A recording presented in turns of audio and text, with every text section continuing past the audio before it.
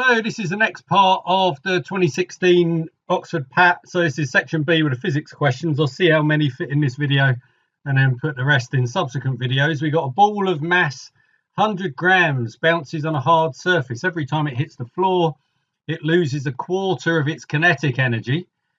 If the ball is released from a height of 1 meter, how many bounces will the ball bounce no higher than a quarter of a meter? Right, so how long does it take to drop to a quarter of the height? Well, if you're thinking about half mv squared, it makes it a bit more awkward thinking about what's happening in terms of height. But of course, all of this is it's an interplay between kinetic energy and gravitational potential energy. So if we think that we're losing a quarter of our GPE every time, our MGH, then we can see that the height is going to drop by a quarter every time because the M and the G aren't changing. So we're going to go 1 meter, then 3/4 of a meter, then 3/4 of 3/4 of a meter, etc., etc. So we need our 3/4 to the n, where the n is the number of bounces, to be less than a quarter. So we need 3 to the n to be less than 4 to the n minus 1. So what are we going to have on this? We're going to have, well, when n is 1, so we'd have 3, 1, then we'd have 9, 4. Yeah, these are just going up in powers, aren't they? So we just need to keep these things going. What are we on there? 16, 64, 256. So that's where we're doing there. So what's that? 1, 2, 3, 4, 5 bounces. So that wasn't too bad. Interesting sort of question though for 3 marks. It certainly wasn't. Yeah, it wasn't trivial. What have we got coming up next? We've got, for a range of temperatures around room temperature and above, sketch how the resistance of the following components vary with temperature. Okay, resistance with temperature. So that's a different setup to what we normally have. So an ideal wire, well, an ideal wire, I mean, it's ideal because it always has no resistance. So that will be fine. So we'll have R and we'll just have 0T. That's what we're going to get. A filament light bulb. Right, well, we know with this that the resistance is going to increase with temperature. But the question is, how is it going to increase with temperature? Is it going to reach some kind of, well, you can't just keep on increasing forever, you wouldn't have thought. I mean, but then again, maybe it keeps on increasing until it melts. I mean, I don't really know. We want it increasing, but I don't know whether to draw a straight line, a curve, whether they're going to care. I mean, for 3 marks, I'm guessing they don't really care. So I'm going to do something that does that with a hint of it slowly reducing in gradient. I don't really know. If you know the actual answer to that, of what it would be, then feel free to put it in the comments. But I think increasing is going to be enough. And then a thermistor, right, this is going to be easier because as the temperature increases, the resistance is going to decrease as if it's heading down towards its asymptote at 0. So that is easier because we know we have a curved decrease. So yeah, a little bit of a question mark over B there, but I don't think it would really make that much difference. Right, question 14. Assume that the moons Io and Europa travel in circular orbits around Jupiter. Okay, the radius of Europa's orbit is 1.6 times that of Io. In what ratio are the orbital periods? Give the answer to 2 significant figures. Right, well, that could be interesting, but let's worry about that at the end. So Kepler's third law, they're really oddly obsessed with in PAT papers. It comes up so often, so I really recommend having that at the forefront of your mind. So we've got the square of the orbital period is proportional to the cube of the radius. So we want to get we can just do straight ratios of these, divide one by the other. So the orbital period of Europa squared divided by the orbital period of Io squared is going to be equal to the radii cubed as a ratio. So which way around was it? Right, so the Europa one is bigger. So 1.6 cubed over 1 cubed. So that ratio then, if we square root both sides, is then just going to be 1.6 to the 3/2, which rather annoyingly we now have to get into two significant figures. So that will be 16 over 10 to the 3 over 2. So the 16 we can square root to 4 and then cube up to 64. But annoyingly for the 10, we're going to have a 10 root 10 at the bottom. So we need to get what root 10 is going to be.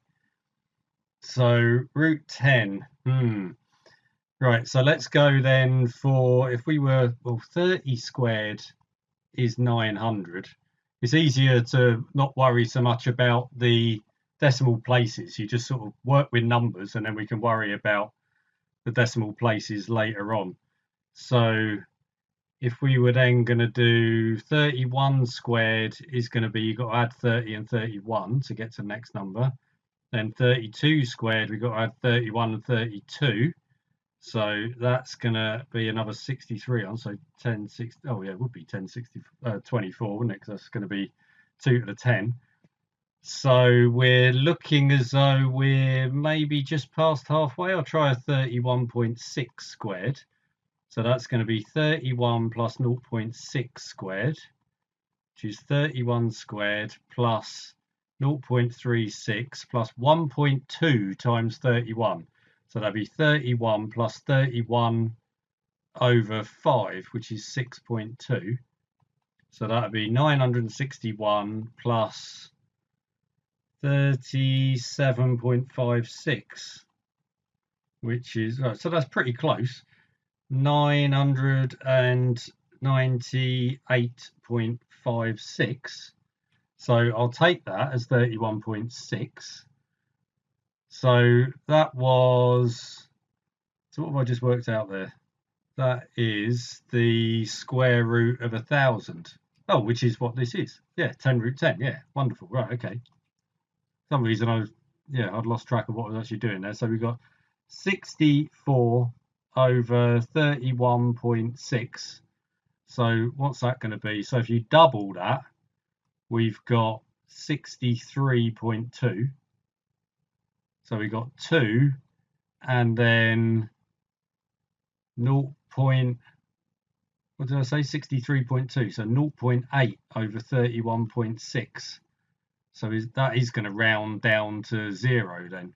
So to two significant figures, that will be 2.0. So yeah, it was a slightly friendlier calculation than it could have been.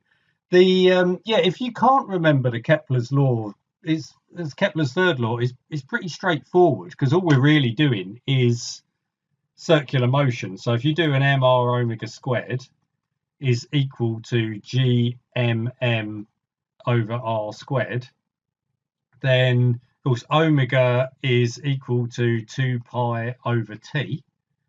So that means we've got, well, let's get rid of that and that, multiply through by the r squared.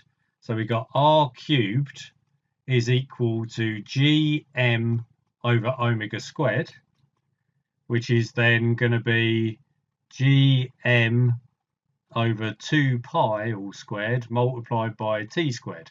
So we've got our r cubed is proportional to our t squared. So it comes out pretty easily, but it comes up so often in these PAT questions that just have it as something that you know, I think. You know, it's not that hard to remember.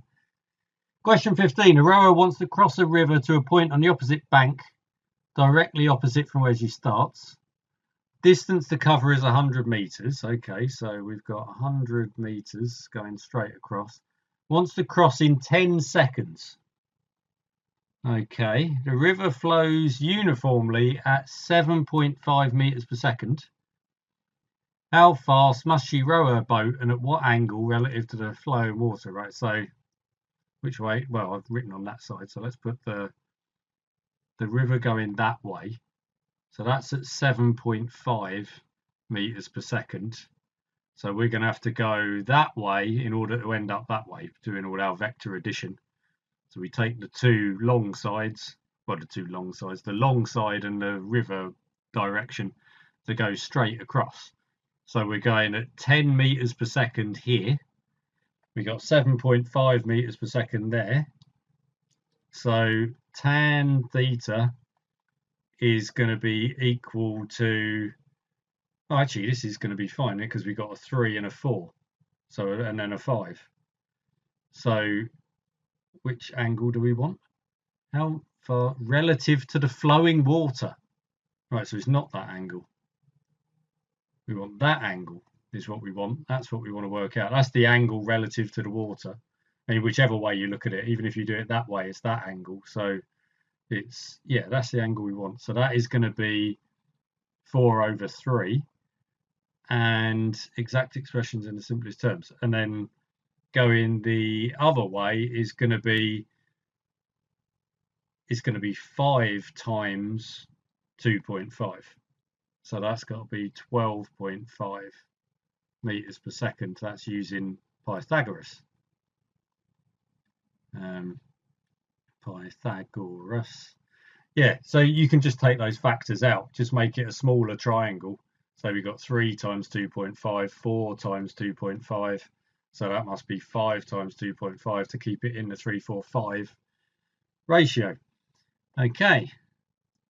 Question 16. Negative point charge minus Q, with Q is greater than 0. Okay, so it is negative. It's sitting between 2 point charges. Right, okay, so we've got a Q1, we've got a Q2, and we've got something sitting in between, which is our little q. So that one's negative. These two are positive. Assume that charge Q1, so that's at 0. That's at x is a, right? So they're distance a apart. Find all positions where the charge minus q experiences no net force from the positive charges for cases q1 equals q2 and q1 doesn't equal q2. Okay, well, I mean, the first one is just going to be when they're sitting in the middle, isn't it? So let's actually show that then, I suppose. So we've got the forces on here. So we call that F2 and that F1. So it's going to be experiencing the same force each way, because that's why it's going to be stationary. So we've got the Q1 over, where are we?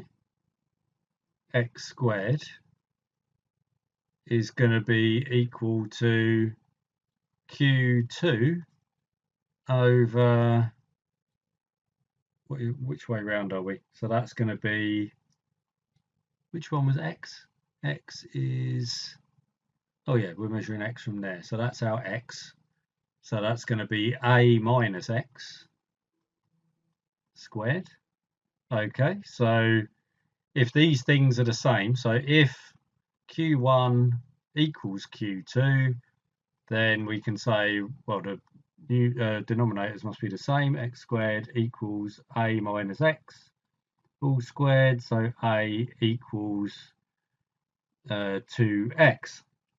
So we want find all positions. So we want to give what X is. So X is A over 2. So that one's fine. So what if we had then, so now we've got the alternative. I'm just going to scroll down a bit, give myself some space.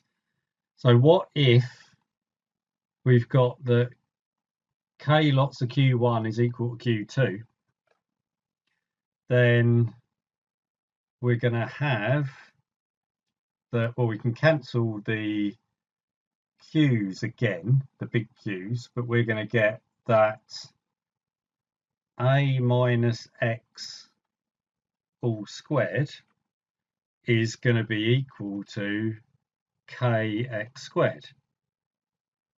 Yeah, that's fine. So we've got, because yeah, all we're doing is replacing that there with a kq1 and then multiplying through and cancelling the q1. So yeah, that's good. So we've got a squared plus x squared minus 2ax equals kx squared. So that is k minus 1 x squared plus 2ax minus a squared equals 0, which leaves us with x equals minus 2a plus or minus the square root of 4a squared. Then we're going to get a plus 4 times k minus 1 times a squared. divided by 2 lots of k minus 1. Right, so, well, we can get rid of a 2, a 2, a 4, and a 4. What does that leave us with? We've got minus a plus or minus the square root of, what have we got? A squared plus, well, we can take the a squared outside. We can take the a outside. Yeah, so let's take the a outside. So, oh, actually, that a squared is cancelling with that a squared. So we've just got k under there, a root k over k minus 1. Okay. Okay. So that is a... Right, that's interesting. Well, let's flip the sign on the bottom to get rid of that minus sign on the a, and then we've still, so we've got 1 plus or minus the square root of k. Right, so we need to unpick what exactly is going on with this. So, because, yeah, there's a couple of things about this that I'm not entirely happy with. First of all, we know that x has to be positive. So if we had, what could we have in here? So k is an integer, which is, right, so first of all, so we can say k is greater than or equal to 1, and it's an integer. So the bottom is going to be negative, and the top we can't have being positive then. So we have to have a negative answer there. We can't have the, right, so yeah, it must be that we've got a 1 minus root k divided by 1 minus k, because then we're going to end up with a positive number as x is greater than 0. The thing that's slightly concerning me about this is it's nice to do a check of saying, well, when k is 1, as in the two charges are equal, q1 and q2, we're going to get the same result as before.